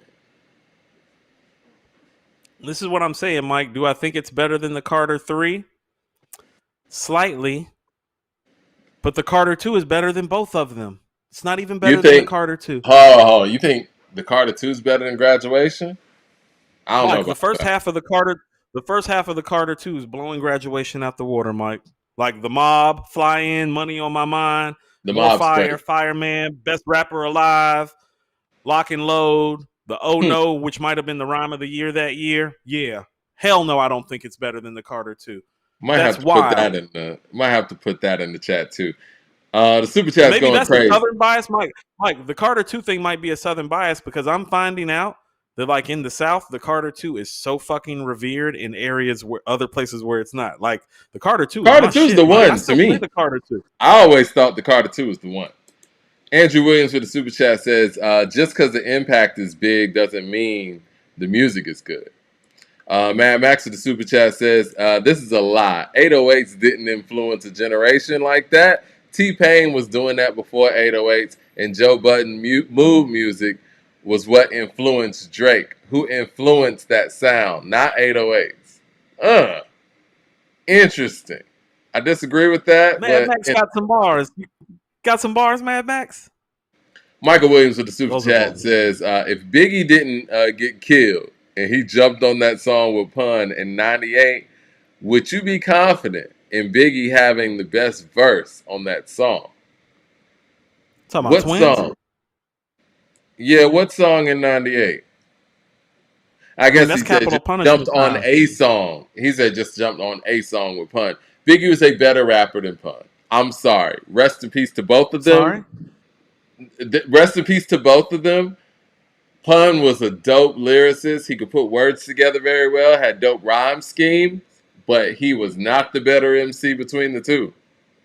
Hey, I'm Mike. not confident in all at all in Pun out rapping Biggie on a track in 1998.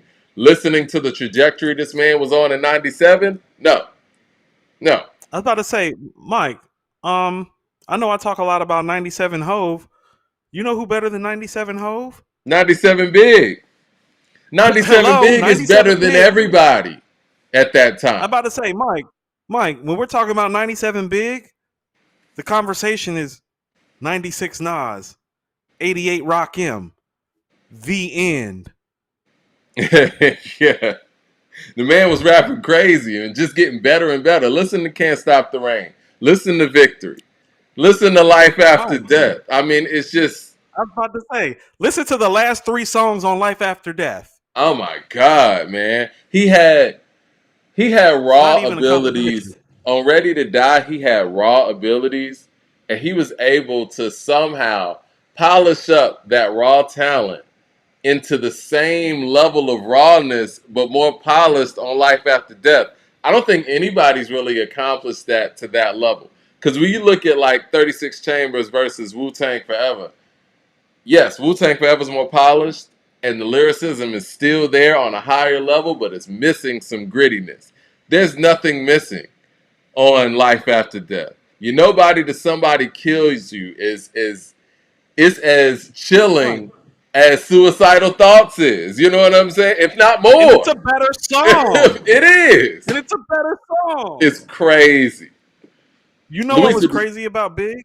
That what's people that? really miss? His punchline game was so sincere on Life After Death that he said stuff, punchline wise, that people really wasn't grasping how dope the punchlines were. Like when he goes, and now she tripping, disappearing like Arsenio, getting that ass quick, fast like Ramadan, with Yeah, my sycamore style, more sicker than yours. Like, stop that. yeah. Stop It's that. something different, man. That guy in 97 is one of the best, like, yeah, like I said, 88 Rakim, Overall 96 MCs Nas, 97 ever. Big. I'm sorry. At that point, now I think that Pac overall is greater. But at I'm that talking about point in MCing. 97, I don't think there's a better all-around MC that we've ever seen than Big. Big sound comfortable on No. everything. He was able to jump on these R&B records and kill them. He was able to jump Like, on, a record like Nasty Boy, which you don't even like, but this nigga is still like, I remember we went to Tennessee, then came home, mad messages was on my phone, bitch named Simone, scheming, she fiending for the penis, me being the man that I am. Took her to a condo. Pronto. Half Indian, I called her Tonto. Few puffs, eyes got low and off to the like. This nigga's rapping like this on these records. This is right. crazy. When he was on Last Day, he said, I'll make you a classic like my first LP. I was like, Luis with the super chat says, "Okay, Mad Max, was Drake's Say What's Real from Joe? Exactly. That's from Say You Will. We all know." Bobby with the super chat says, Carter 1 blowing Carter 2 out the water. I like that opinion, but I disagree. Jay Short with hold the on, what super that shit chat. he said? Huh? What's that shit he said on Fucking You Tonight? So caviar, shock bar, strictly sex that's sweaty in the stove of spaghetti. I know you used to slow CDs and Don P's, but tonight it's 8 tracks and 6 packs while I hit that. Yo, he's crazy on there. He's crazy on I all don't the records. I don't think there is a subpar verse on any of that stuff. Like, I don't even like the song Hypnotize. He's snapping on there. Like, He's going it is crazy on what that it shit. like, I don't even like the I song. put I put Hosen NY onto DKNY. Miami Miami DC DC prefer Versace. All Fendi hoes went and bought Moschino. Every cutie with a booty bought a Coogee. The real biggie, meaning who's really the shit? Them niggas ride dick. Yeah, he Frank White said, pushed the yeah. stick or the Lexus LS 4.5. Bulletproof glass tents case I want some ass. Gon' blast, squeeze first, ask questions last. Stop that. That's how most of these so-called gangsters pass. At last, niggas Y'all rapping about laugh. blunt The and niggas rap bras. about blunts and broads, tits and bras, menage a trois, sex and Sex and expensive expensive. cars, and still leave Still you on leave the you on the pavement. pavement. Condo paid for, no No car car payment. payment. At At my my arraignment. arraignment, note A for the note for the plaintiff. Your plaintiff. daughter's tied up in a Brooklyn basement. Face it, not guilty. That's how I stay filthy. Richer than Richer than Richie. richer Till you until you niggas come niggas and come get and me. get me. He's rapping like this on his first single, Mike. That's the Yeah. first single. He's rapping like that. I didn't even know you could talk greasy like that on a single till he did that. I was like, is he allowed to talk like this on this record? Insane. Jay Short with the super chat says, I look at graduation like bad. I was thinking that. I didn't want to say it because I always bring up Michael. He said, I look at graduation like bad. It's not as good as the previous classic, but there are moments to give you an old feeling. The album tracks are well done, but don't have the same charisma on both.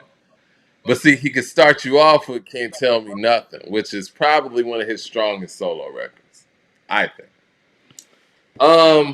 Dang, man, we went all around the world on that one, but I do love the conversation. That's what makes this show great. You ready to get to this list? Yeah, let's talk about Adriel and Sean's list. Let's get it, man. Adriel and Sean, Hip Hop Talks, they put together, what is it, a top 80 list of all of the songs that were in the Magic and KD series. Now, number 80, Magic 2's intro. Number 79, One Mic, One Gun. Number 78, To My Last Breath. Number 77, To the War Is Won. 76, Magic Irvin Johnson. 75 Replace Me. 74 YKTV. 73 Don't Shoot. 72 No Phony Love. 71 EPMD 2. What are your thoughts so far? Mm, Because a lot of these are coming from part one, I see. I was cool with it. Yeah. Because I know you're real big on YKTV. Think that deserves to be at 74? That was the one that I kind of was like, of all those records, that would be the one that I would slide out of there. And part of why I want to have them on is I do kind of want to like personally debate them about Mm-hmm. some of their rationales for some of this stuff, because Yeah. I thought the list, and I understand because we do these lists and I've done these lists with frequency. I understand how hard they are, but I do have some hard questions to ask the gentleman about the rationale. Like I What do about think Replace Me being up YKTV. there? Because No. Replace me ain't like that, Mike. Yeah. okay, okay. Anyway, I know we liked it's cool. Replace Me a lot on the initial drop of KD1. I think we liked All Bad more than Replace Me, though. You know what? Remember the Anderson Right. .Paak I'm record? It thinking was All about, Bad. yeah, I'm thinking about All Bad. I'm tripping. Yeah, we were all in on All Oh Bad and no, tagging All it. Yeah. Bad's the shit. Man Yeah, Backs with the super chat like says Drake on camera saying that Joe influenced him. All that suicidal, I guess emo in my feelings over women and depressed. That's Joe Budden. I Okay. mean, this is what I'm saying. Like Joe Budden's really the first rapper I heard to talk about like mental health. Really. Yeah. Joe Budden is a pioneer in so many ways, man. Yeah, he really don't Okay. get his due for that either. No, he don't. He will in one day. When Joe says, you know what, I'm gonna hang it up, I'm gonna chill out, and I'm gonna get out of the camera, people are gonna be wanting him to come back just like they did when he hung up the mic and said he wasn't gonna rap anymore. Now people's like, oh, come on, Joe, rap. 70. Buy Woo Joe for the shit if chill. you want him to rap. Huh? I said buy Joe shit if you want him to rap. Right. And Joe said, nah, man, I'm cool. 70. Woo for the Children. 69. Black Magic. 68. Brunch on Sundays. 67. Hollywood Gangsta. 66. Abracadabra. 65. Ghetto Reporter. 64. Bakeem Woodbine. 63. The Definition. 62.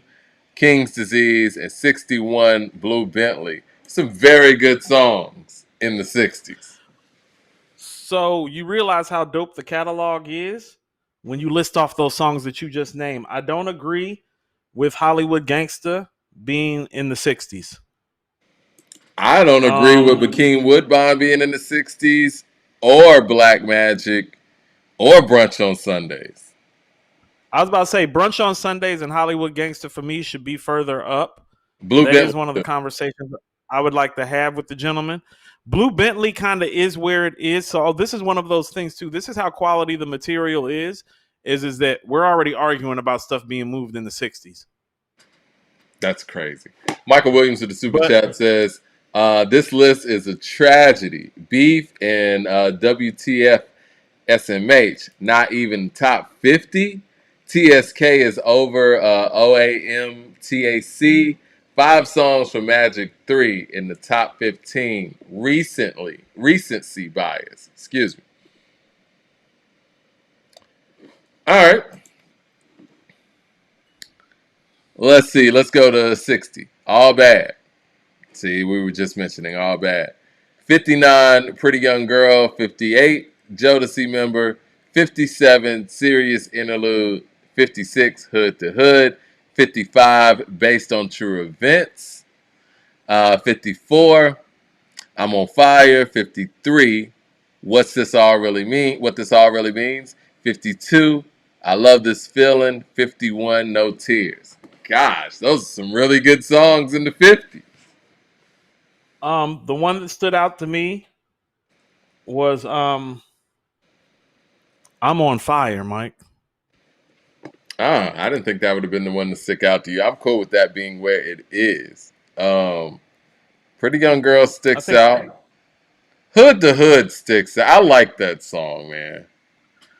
See, that's the problem, Mike. All these records are quality, and so that's why Adriel was hitting me up like Coop. He was letting me know he's like, Coop, this is super hard, and I'm thinking to myself, Yeah, No especially when you Tears is a put it really out good for record people. too.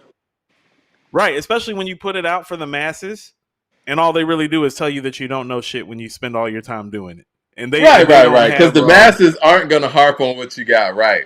They're just gonna harp on the questionable stuff.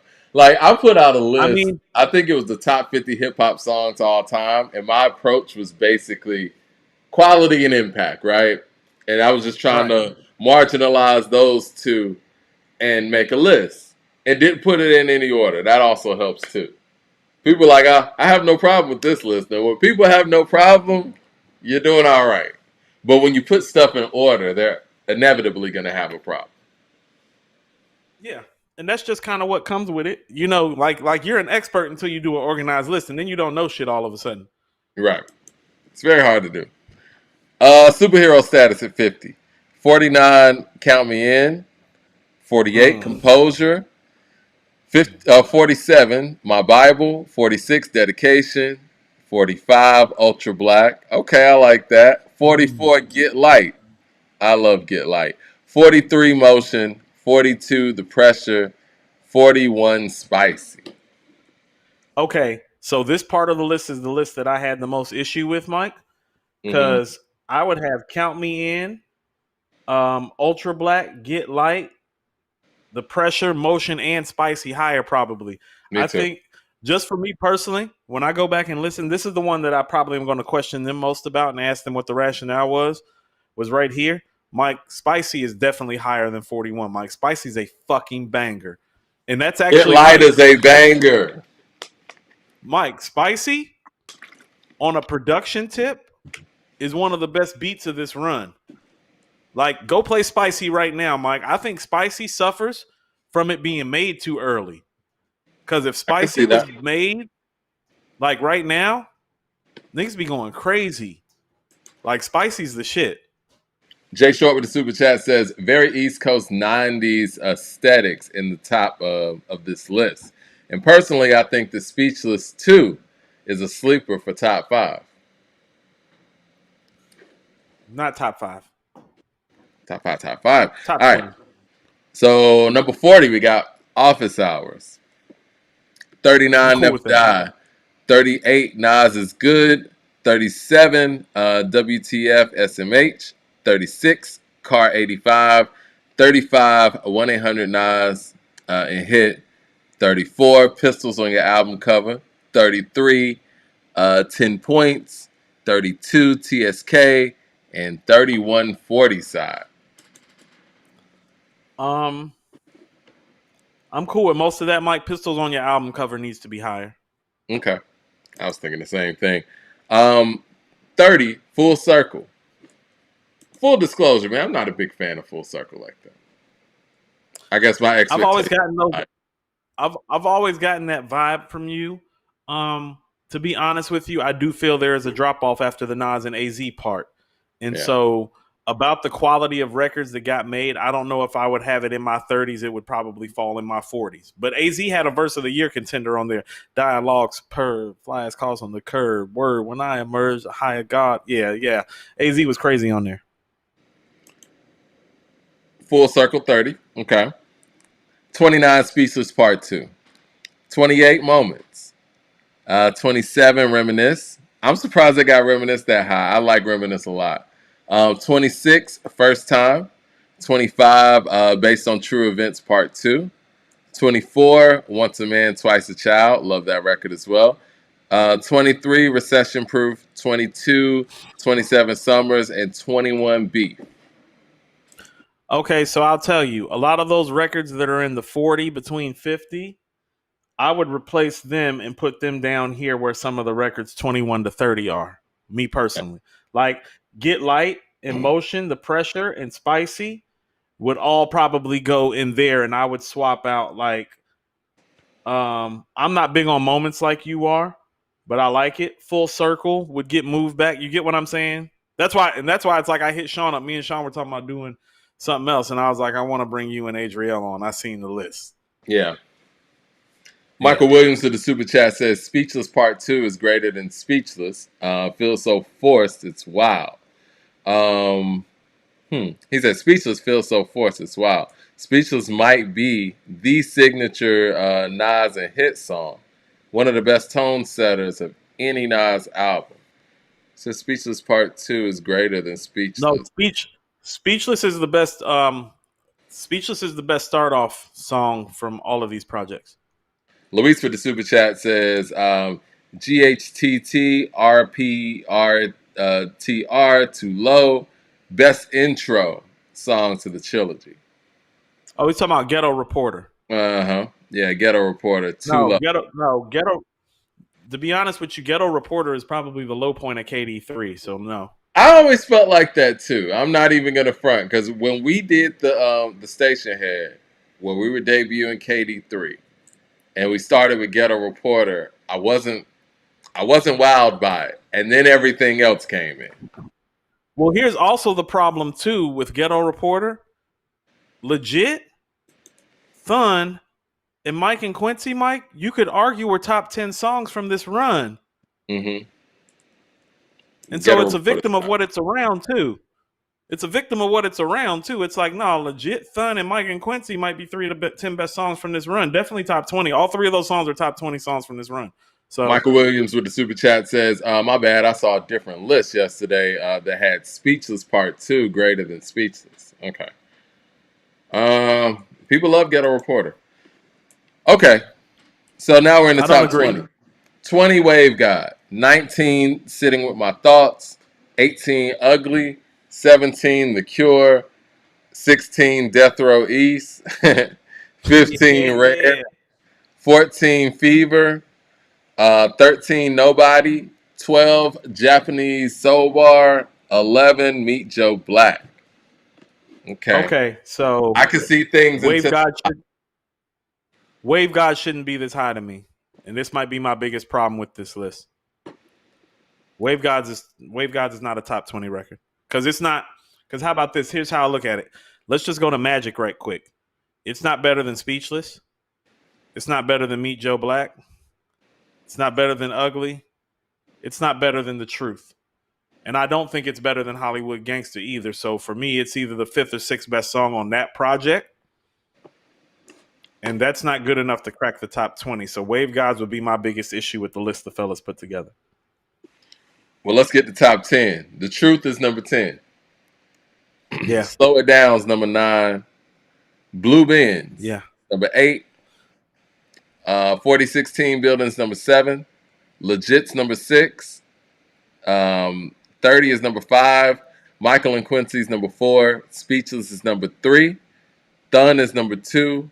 Store Run is number 1. Wow, I didn't. Store Run is number 1. You got Store Run number 1? Yeah, I told you. I mean, just for me, I still think like I know what Thun and Mike and Quincy represents. I still think Slow It Down is a better record. Speaking of which, while we're talking about 97 Big, part of the reason why I like Slow It Down is because that's that 97 Big shit where like literally he can go everywhere but bring you back in with the hook, but has so many literary devices and so many flows that, and then you go to the theme of the song, which is, if I'm going too fast for you, like let me know, I'll slow it down. It's like you are going too fast for these motherfuckers. You're going way over the head. Like, you know what I mean? Like at the end when he says, I might be moving at light speed, to do what I'm doing's unlikely. This new mink on me pricey. I might perm up my shit like I'm Ice-T. American pimp, I'm on timing. The only thing that I pimp is this rhyming. That's that Biggie shit, Mike. That's what I mean. Is like, who would have thought, like, who would, like, if you were to listen to those guys in the 90s, you would feel more confident in Big adapting Nas's lyrical tenacity on the mic than Nas adapting Big's versatility and flow. And so to see him to make a record like Slow It Down this at this stage in his career, because I don't even want to say late anymore, because apparently the nigga can rap till he's 75 or some shit. But Right. it's special. And so I know what Thun and Mike and Quincy represent. I look at the quality of the record, and I think Slow It Down is the second best record of this run outside of Store Run. Me personally, I think pull the list back up. What was number 10? The Truth. That could be a contender Okay. for my number 1, actually. But I'm about to say I would put so for me, the truth and slow it down would go further up. I mean, I know everybody likes Blue Bins, Mike. I don't have Blue Bins in my top 10. I don't. where'd they put Blue Bins at number 8? Okay. Yeah, I don't think Blue Bins is better than the truth or slow it down. I don't think it's better than Nobody too. I think Nobody deserves some top 10 consideration on this list. But Where's and Nobody at also too, 13? Yeah. I want to be respectful of like the guys that are building and that took the time to come up with this idea. And so, my idea was to come up with my list, but I want to confirm that I can get the guys on so we can talk about my list versus their list. You know what I'm saying? Yeah, for sure. But I Nah, want to, I think it's an I want to show incredible the, feat. and I want to make sure that their list gets some of the burn that it deserves for them taking the time to do it, because Mm-hmm. I, from somebody who do the list, you from somebody who do list, understand how truly hard and time consuming it is for us to come up with these lists. You know what I'm saying? Right, for sure. And so I wanted to make sure they got some burn. I want to bring the fellas on, and I want us to have a convo about it, and support their platform and support them coming. Like when niggas come with like creative topics and stuff, like a lot of the dudes be hitting me now and be like, "Yeah, I see what you did and like how you did what." And it's like, oh, I didn't even know we was influencing the culture like that. But I also want to like pay it forward. So it's like I want to give their list some burn. I don't totally agree with the list. My list definitely looks different. My list, and here's the other thing about it too, Mike. Part of why I want them to come on and I want to do my list, and if you want to collab with me, you're more than welcome to. You know what I'm saying? Because I'm all for some editing, especially on a list that large. Is that my list ain't supposed to look like their list, Mike. Right. The fact And I that think there people need to is start a understanding. list, the fact that there is a list lets you know how strong this run has been. And again, hats off to them for even taking the time to put together a countdown of 80 songs. That's not easy, man. It's hard, Mike, and I mean, so two astounding things from it. First of all, when I see other people do lists, especially when Adriel hit me up, I can truly appreciate how hard it is to do these lists from a different perspective now. Because here's the thing about it: well, we've been doing it for a minute, and so it is a little easier for us than it used to be.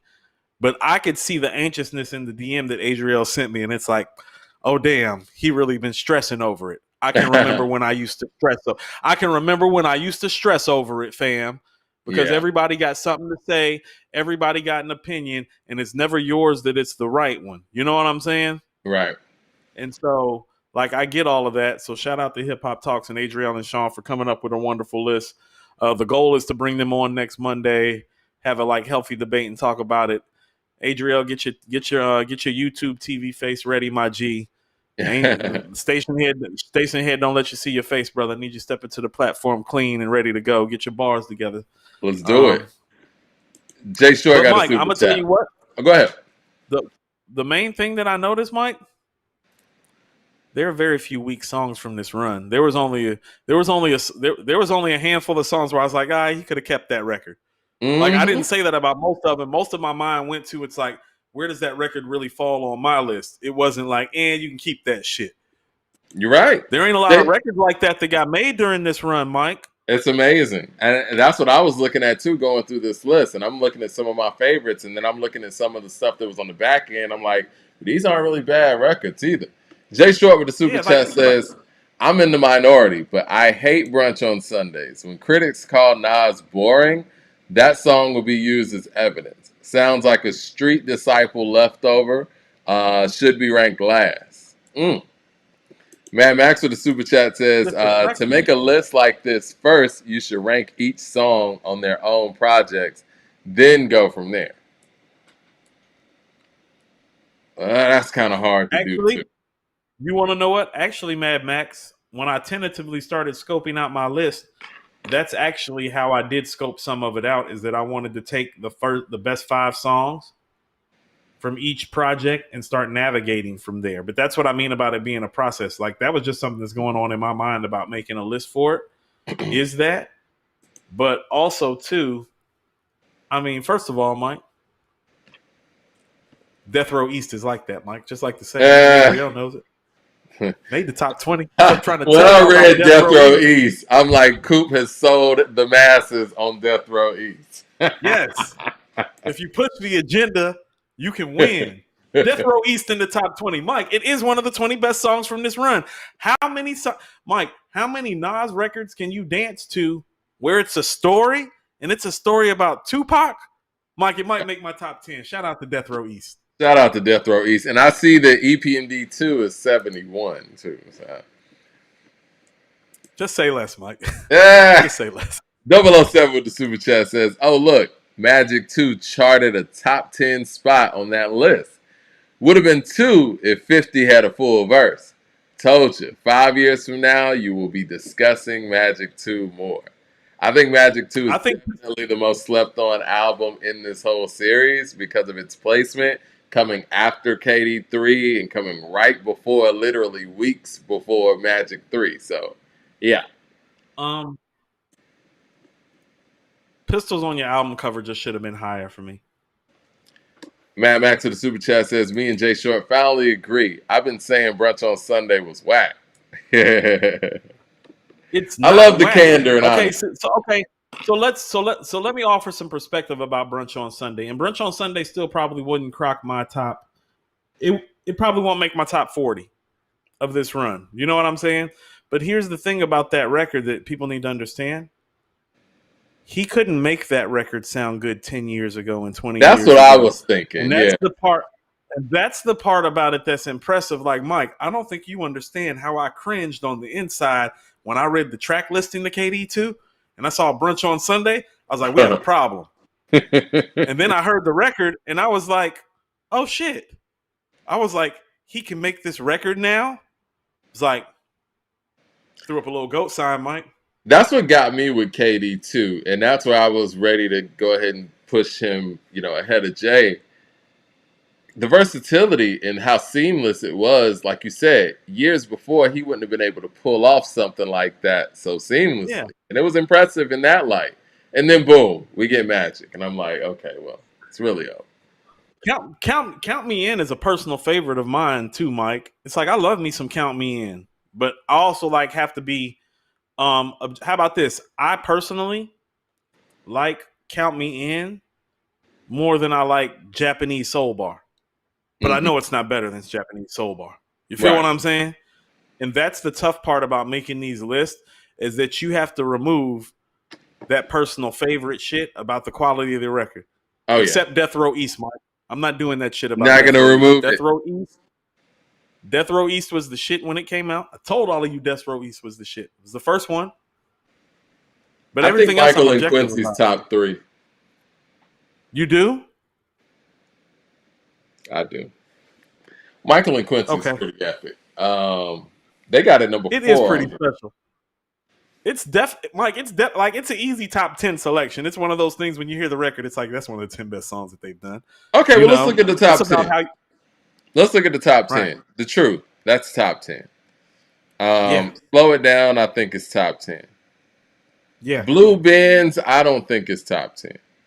Me neither. 4016 Building, I had to put that to the side. I think it could be top 10, but I got to put that. Hold on. How about this, Mike? Let's pause right quick. 4016 or Nobody? I'm going to say Nobody. I probably am too. And so what I'll tell you is 4016, top 10 contender, but depending on how my list would fall, not sure if it would make the top 10, but it's definitely making the top 15. Yeah. Legit. I could see that being top 10. I love Legit more than I love Mike and Quincy on a personal level, Mike. Okay. 30. So top 10. 30, I don't think is top 10. I'm going to tell you what, Mike. Of all the songs that got played when I went to MSG, Mike, that was the song that stayed with me the most, Mike. Like when 30 came on, I was like, oh shit, this shit is epic. Yeah. But I kind of feel, but Mike, the other record that did that was 4016 Building. And so I tell you, top 10 consideration, but Mike probably on my list closer to 10 through 15 than 1 through 10, most likely. So I'm with you on that. 4016 does have quotes. Oh, yeah. I got so many kids in the game, it's like a gender revealing. Yeah, 4016 is tough. Yeah, 4016 is tough. I just don't know how it rates in relationship. Like, how about this? Do you think like when I listen to something like what's that uh what's the shit on Magic? Like when I listen to Hollywood Gangster, which they had like in the 60s, it's like, oh no, Hollywood Gangster and 30 shouldn't be that far apart. Yeah, Like yeah. 30, 30, 30 for me is not like 55, 60 songs better than Hollywood Gangster. Like, no. No, So there are I some mean, to changes I would make to me, this. once a man, twice a child's better than 30, but that's just me. See, okay, so here's where I would differ. I don't think Once a Man, Twice a Child is going to make my top 25 Okay. because I think Get Light is better. Well, Definitely I think I Death Row think Reach Get is better. Light's better than a lot of the stuff, man. But again, Yeah, Get Light is one of those songs that I know personally. I mean, it's just my mind, my hip hop aesthetic and mind telling me how great this song is. But the fact that it didn't get the support that it needed to show how great it could be, it kind of, the light was dwindled from that, no pun intended. And I think that right, it's unfortunate that the people who have these jobs that could have made this song everything that it could have been failed to do so. So it's hard to like really even say what Get Light really is because it didn't get the platform to be everything that it could be. right. You know, Mike and Get Light get spins down here like in the speakeasies in the clubs because I've been to a couple it where it's should. played and I even posted one of them on Twitter. Yeah, it Mike, should. It's a WTF, great record. it's a great record, Mike. It's It's a great another one vibe of record those too. records, like you said, that Nas wouldn't have been able to make 10, 15 years ago. Yeah, Mike, Yeah, WTF SMH is special to me, Mike. That yeah. second verse on WTF SMH, like I told you, Mike, like if Jay was spitting that hook, everybody would have caught on to that song and it would have went viral. Let's just say Think about this. radio and television, let's just say that they got behind Nas like they should, right? Like they should any other iconic artist for making new music. I think Get Light becomes the biggest song on this list, in my personal opinion. I don't know if it becomes the biggest song on this list, Mike, but it's up there. It's easy top 10 if it gets the pub that it deserves. Mike, when he says WTF SMH, my jewelry is disgusting. Now let's discuss the taste. I'm in Yeah, another place. This whole shit is in shambles. Low vibrational levels. Riders never get canceled. If Kanye or Jay says that, Mike, it goes viral. true. It's true. Viral. Yeah. Like everybody's saying it. Thumbs up in the And chat, so y'all. So for me, a record like that, when I look at what it could have been and should have been, very much like Get Light, that's something that would probably make my top 20, Mike. And just the Yeah. verse at the end, community love providing jobs.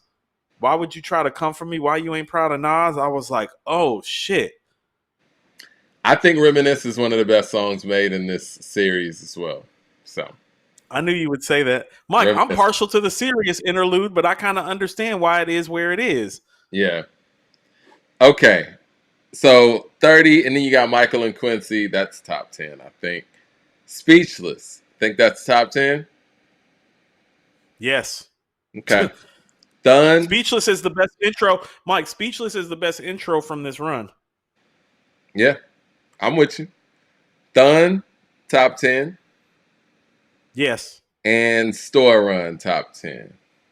Okay. Store Run's number one. Yeah. Store Run's number one. You got Store Run number 1. You think Store Run's the best Yeah. song made in this series? Mike, I don't know if you remember the KD2 review.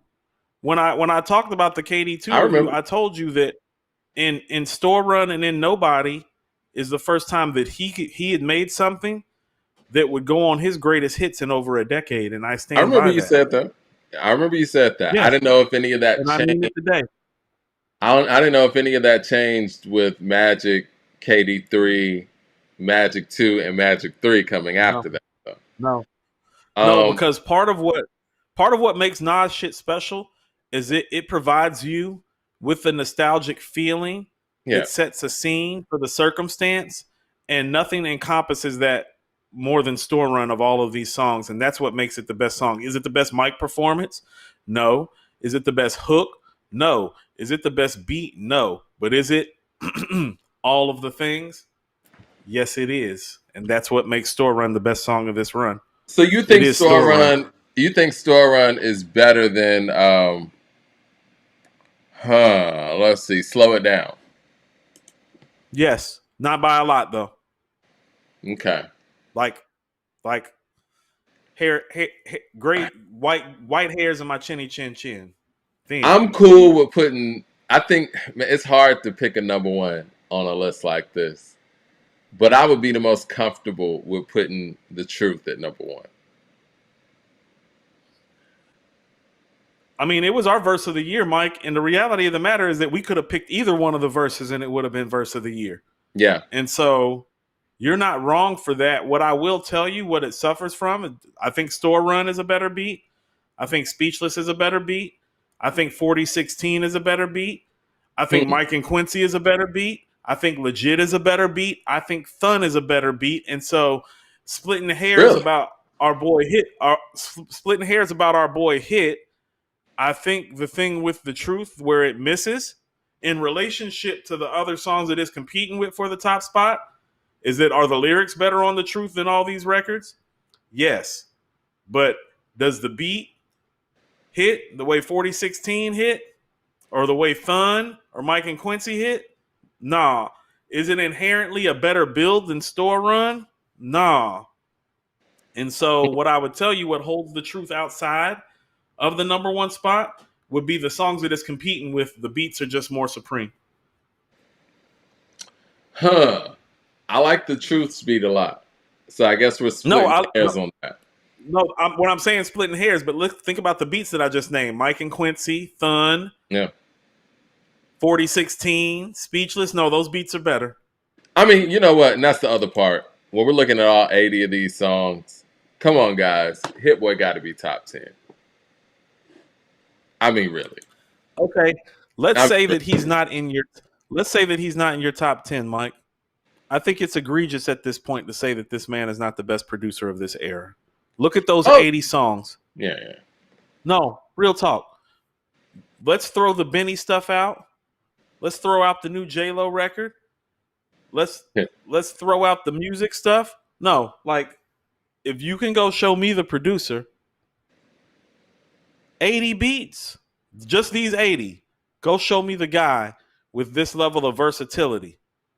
Go show him to me. And album making ability. We don't even have to get into that, Mike, because here's the thing: is like the only guy that I think that has this many tracks to compete is Alchemist. And what you're going to find is that style and agility wise, the diversity is not the same. And that's no knock to Alchemist, because Alchemist deserves top 10 consideration all time too. I agree. But the difference and the breaking point, Mike, or the tipping point, the versatility in the album making, Mike, is out of this fucking world on these projects. KD3 gives you that. The versatility is astounding, Mike. If you were to just play the instrumentals from these 80 records, you would think that it was at least 12 different producers. I agree.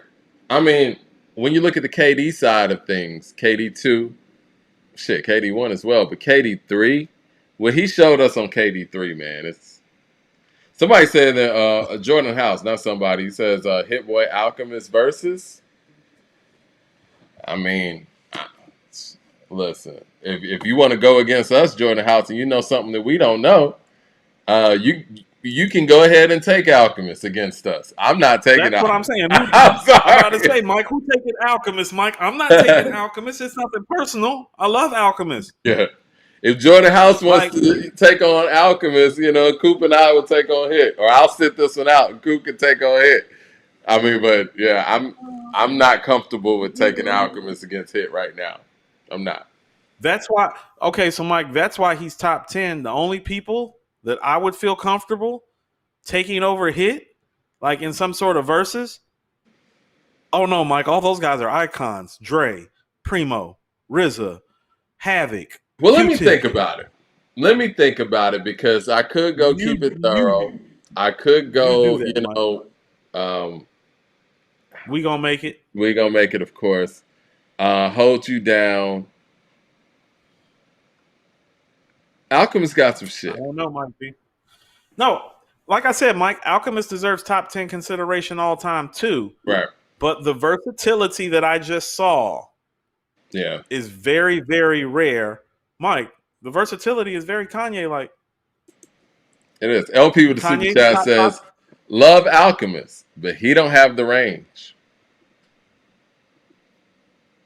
Hey, like I said, Eh, you can tell that Hit Boy worked under Kanye for some time because the versatility, the closest thing that I can compare his versatility to, Mike, is a Kanye. yeah. Because that's what makes Kanye top five to me is the versatility. And What Hit did you Boy think? has that. He does. And speaking of versatility, Conway He dropped has a better song. drums too. Yeah, Conway dropped a song with Dre and Cool and Dre. Excuse me. What did you think about that? Because we always talk about Conway being the most versatile on the Griselda roster, and I think him making a track with Cool and Dre. I mean, just the title alone, or just just seeing those two names attached with Conway alone, it's like, okay, Conway's getting versatile. What did you think about the record? Well, he's not getting versatile to me. He's been versatile. Yeah. He's getting Um, versatile again on that record. Is what I mean. Like in the moment. yes. So I mean, you can definitely hear that there is a concentrated effort for the core members of Griselda, West Side, Conway, and Benny. That's when I think of core Griselda, it's those three guys. Right. Um, there's definitely been a concentrated effort from them in the last 365 to diversify their portfolio. And I don't think that there's anything wrong with that, so long as you don't lose touch with what got you there. Part of why I like Braun so much is that I can hear Benny expanding his sound, but it still got some roots to what got him here. Like, that's not the guy that's on Tana Talk 3, but there are shades of that guy on there. You know what I'm saying? Like, Mm. that the guy that I hear on Braun, it's like, no, that's the guy that I heard on Gods Don't Bleed on Supreme Blientele. That's the guy going bar for bar with Thought on Crowns for Kings. It may have even outdone Thought in a lot of people's opinion. So it's like I see traces of that guy, but I see the expansion. When I hear this Conway record, I do like it. I don't love it, but loving it is about what I know that he's capable of as a full-fledged song maker. First of all, it's only one verse. Yeah, that It stuck out definitely to me. has the it definitely has the vibe of an album intro more than a full-fledged song. And so tentatively, like the way that this song is placed within the framework of the album is going to matter. But I do hear more of an effort from them to expand away, maybe not from the gritty talk, but the gritty sound. And Right. part of being versatile as an MC, like remember when we were talking about how Nas couldn't make brunch on Sunday 15, 20 years ago? Well, it's like, well, part of, getting yourself in certain conversations and going to certain places is about your ability to be versatile. We've been talking about 97 Big on this show. That's as versatile as it's ever going to get on the mic, in my opinion. And so I can see them spreading their wings. And much like with the whole graduation thing, as long as the quality doesn't suffer, Mike, I'm with it. It's a really good record. It's not a great record. It's not a classic, in my opinion. Like, it doesn't give me the feeling that I got when I heard Lemon, and I was like, "Oh shit, this album about to be." Yeah, it's not Ooh. It's not. exciting, It's and not I that. don't want to come across like I'm down in the record because I think it's a good record. I think that when I saw him doing a song with Cool and Dre, I was hoping to get the Chevy riding high Cool and Dre as opposed to the soul sampling Cool and Dre. I'm not a big fan of the soul sampling Cool and Dre because just in my personal opinion, it's not what they do the best, and they're not. Agreed. I think when they were doing the soul sampling, it was kind of piggybacking off of what Justin Kanye were doing at the time. And it wasn't, true to their Miami core roots. So I was hoping to get more of, like I said, the Cool and Dre that we would get working with Fat Joe or, Rick Ross as opposed to the soul sampling. But we got the soul sampling one and it was cool. And it was one Conway verse, and I don't know if records like these should be put out individually. I think that they probably work better with a collection of works, in my personal opinion. But it's a cool record. K. Nikolai, excuse me, with the super chat says Hit Boy is a Swiss Army knife type of producer. for sure. And I think in these times, in this playlist era, I think we're going to look back at this digital era as more of a playlist era. People are making Right. music to make playlists as opposed to making full albums. And I think that you need somebody like a Hit Boy in this era of music. I was cleaning the house this weekend, and you get tired of having to continuously pick song for song of what you're going to play next. And so you're looking for albums that you could play from beginning to end. And in some genres, it's kind of challenging to find something recent that you could do that with. Well, here's what I'll tell you. How about this, Mike? In the previous era, it was cool. Like, how about this? Hit-Boy formula is a little updated than the norm, and I think people are having trouble adapting. Like, how about this? When Madlib and Metro and Alchemist beats come on, Mike, I know exactly who it is when it comes on.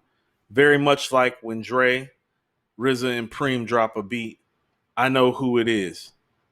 When you talked earlier about Kanye changing things, well, I think the number one thing that Kanye changed was the sounds, because Kanye would be doing shit and I wouldn't know that Kanye did it until somebody told me. And Yeah. he was the first great producer that I heard like that. It's like, no, when Havoc dropped the beat, I knew it was happening. When Q-Tip dropped the beat, Mike, you knew it was Q-Tip. When Dre, Preem, all those guys. And so I think we're conditioned for our greatest producers to have this signature sound that we're so privy to and aware of. And I think if Kanye broke any mold, it wasn't from the album making side, it wasn't from the backpacker side, it was from the agility side of beat making, where it's like, oh no, he can make some shit for Twista.